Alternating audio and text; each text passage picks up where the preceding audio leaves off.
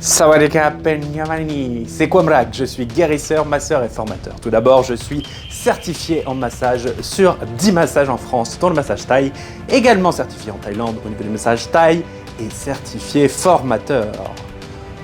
Je t'offre chaque jour ton moment massage et ce jusqu'au 12 octobre, le grand événement, à savoir l'initiation collective au massage thaïlandais.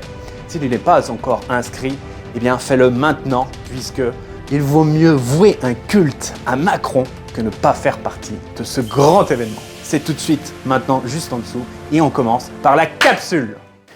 Comme ça t'a plu hier, ce lancement à propos des nouvelles capsules quotidiennes, à savoir les capsules du massage, de ton moment massage, eh bien on continue. Pourquoi s'arrêterait-on sur quelque chose qui plaît, sur quelque chose qui fonctionne? Eh bien, c'est le début.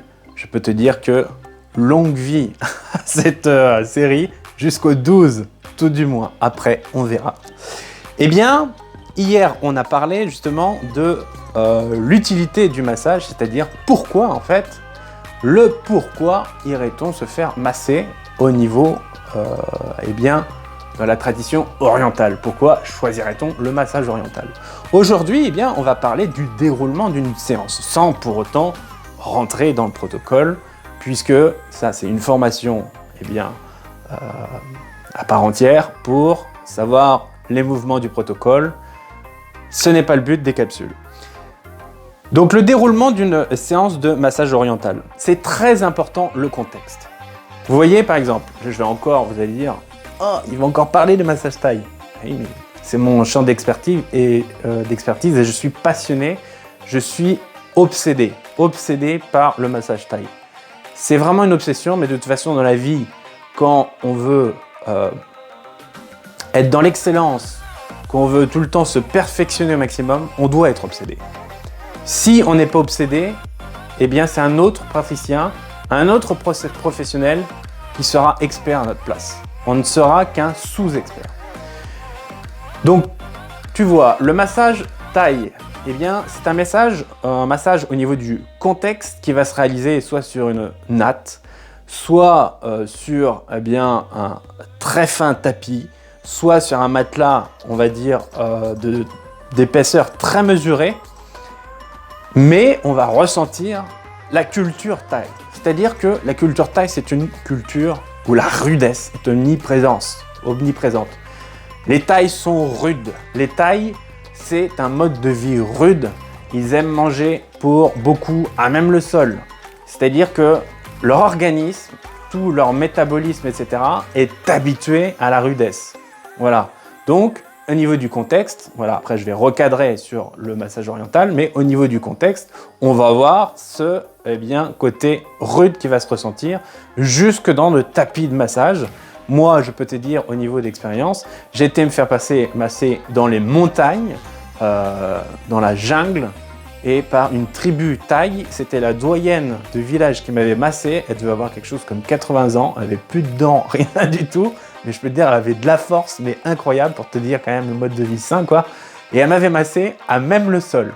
C'est-à-dire que il y avait juste, en fait, tu sais les tapis de paille là en paille, tu dois voir de quoi il s'agit. Eh bien, ce tapis de paille, c'était juste en fait pour effet sanitaire, quoi. C'était, vas-y, te mets pas sur le sol, tu peux choper des microbes, quoi. Oh, on va mettre une petite truc de paille, quoi, histoire de, quoi. Ouais, ça fait un petit peu mieux. Mais vraiment à même le sol. Et franchement, le massage était fantastique, quoi. Donc, tout ça pour dire qu'il y a un contexte. Il y a un contexte qui doit, de toute façon, dénoter la culture du pays. Il doit te faire voyager.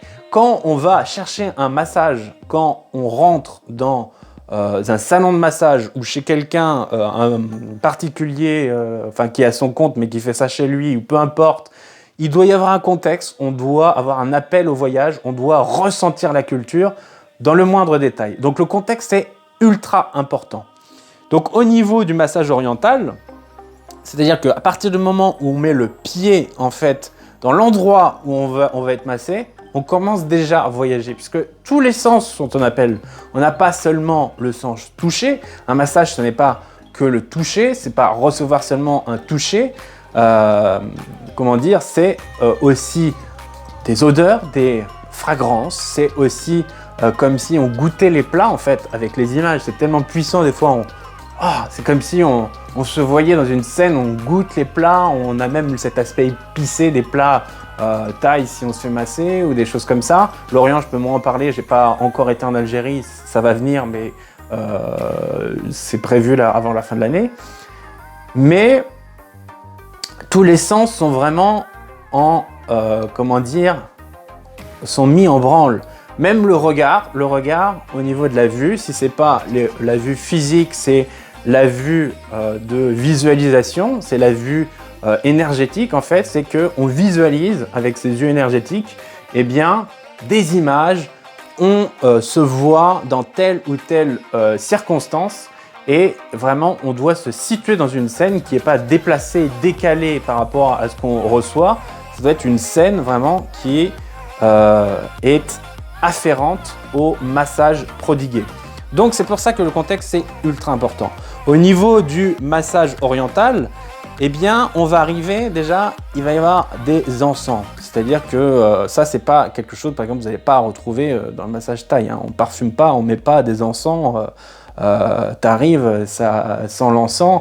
C'est complètement différent. Ce que tu vas ressentir des fois comme odeur, ça va être tiens, c'est marrant ça. Ça va être ce genre d'odeur-là. Bon, alors, je suis navré pour toi que tu puisses pas ressentir, mais par exemple, ça, c'est le Herbal Balm. C'est vraiment exceptionnel. C'est quelque chose qui va dénouer les tensions et c'est extrêmement présent en Thaïlande. C'est une odeur, tiens, je vais m'en mettre un petit coup. C'est une odeur qui est vraiment extraordinaire. Oh, c'est puissant. J'ai envie d'en manger tellement c'est bon, quoi. Ça, c'est typique pour le massage thaï. En Orient, ça va être totalement différent. C'est-à-dire que, au niveau du contexte, eux, les encens, ok, ils vont pouvoir mettre des encens. Mais les encens en thaï, c'est pour le massage thaï, c'est plus pour préparer le massage, et ça va être uniquement le praticien ou la praticienne qui vont invoquer Pushiwok, qui vont faire leur prière pour Shiwako, et du coup, ils vont avoir la guidance et la protection du dieu du massage pour toute leur journée de labeur. En Orient, c'est différent, c'est-à-dire que les encens, on peut les trouver et c'est même fortement conseillé dès qu'on entre au niveau de la salle de massage. Le corps du massé, au niveau de ce massage oriental, il va être enduit d'huile parfumée. Comme je l'ai dit hier, c'est souvent de l'huile d'argan. C'est même préférable que ce soit l'huile d'argan, puisque vraiment, quand on pense au massage oriental, ce qui nous frappe tout de suite, généralement, c'est quand même l'huile d'argan. Bien sûr, il peut y avoir d'autres types d'huile, comme moi, je sais que j'avais acheté au Zain, du coup, pour ceux qu'on suivait hier, j'avais acheté, c'était un mélange de figues et d'abricots, quoi. Et ça l'avait bien fait en saveur orientale, c'est-à-dire c'était vraiment, tu voyais bien que la figue mélangée avec l'abricot, c'était quand même exotique, quoi. Ça faisait appel, ça se mariait bien avec l'Orient, quoi. Donc voilà, sinon on peut avoir de l'huile d'olive ou alors l'huile d'eucalyptus, c'est pareil, c'est approprié pour le massage oriental. Donc le receveur, qu'est-ce qui va se passer? C'est que comme dans tout massage, il va recevoir une série de mouvements, bénéficier d'une série de mouvements bien spécifiques pour le massage en question. C'est-à-dire qu'évidemment, pour un massage oriental, on ne va pas mettre la pointe du coude, on ne va pas non plus travailler avec des pressions fortes, puisque ce n'est pas le but du massage. Mais il va y avoir comme par exemple des mouvements, le pétrissage. J'expliquerai dans une capsule ultérieure les mouvements, comme je dis, sans rentrer dans le cœur du protocole, puisque ça, c'est la formation. Et du coup, il va y avoir aussi un malaxage. Donc le malaxage, c'est plus vraiment comme comme quand on pense au massage d'ordre général, je détaillerai ça plus tard, ou alors des lissages. Donc les actions les plus intenses elles vont être pratiquées à des endroits spécifiques qui vont être le ventre et le dos. Voilà, c'est-à-dire que là, on va focus sur des endroits en particulier au niveau de l'oriental. Et enfin, pour finir, la touche finale, en fait, au niveau de la séance, eh bien, le praticien, il va tout simplement s'atteler à donner des mouvements de lissage sur le visage, sur le crâne, et puis vraiment dans la tradition la plus pure, eh bien, on offre une tasse de thé, un thé à la menthe, hein, bien précis, au niveau eh bien, de la salle de recueillement. Une fois qu'on se recueille, qu'on profite de tout son massage, eh bien, on a le droit à son thé.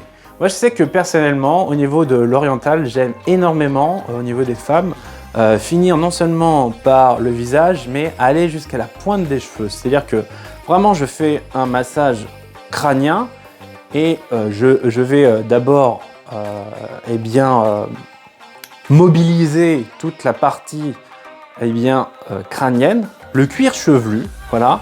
Et ensuite, je vais d'abord prendre les cheveux dans leur aspect holistique et ensuite, je vais terminer par les pointes de cheveux, c'est-à-dire dans une autre étape où je vais faire que les pointes de cheveux. Et ça, je peux vous dire que l'organisme, quand il voit en fait toutes ces étapes, toute cette transition, c'est d'une puissance, en fait, il faut simplement le vivre pour comprendre parce que les mots sont bien limités parfois. Voilà, j'espère que ça t'a plu. On se retrouve demain pour une nouvelle capsule. Cette capsule t'a plu? Pose ton j'aime. Mets-moi un commentaire, ça me fait toujours plaisir d'avoir les retours. Et surtout, partage la vidéo. Ça te permet de mettre ton côté philanthrope en avant et aussi de respecter à sa juste valeur mon travail puisque ce sont des capsules gratuites, je le répète. On se dit à demain pour la nouvelle capsule et surtout veille bien à t'inscrire sur le lien juste en dessous. À moins que tu préfères vouer un culte à Macron. Si c'est comme ça, moi je m'en vais.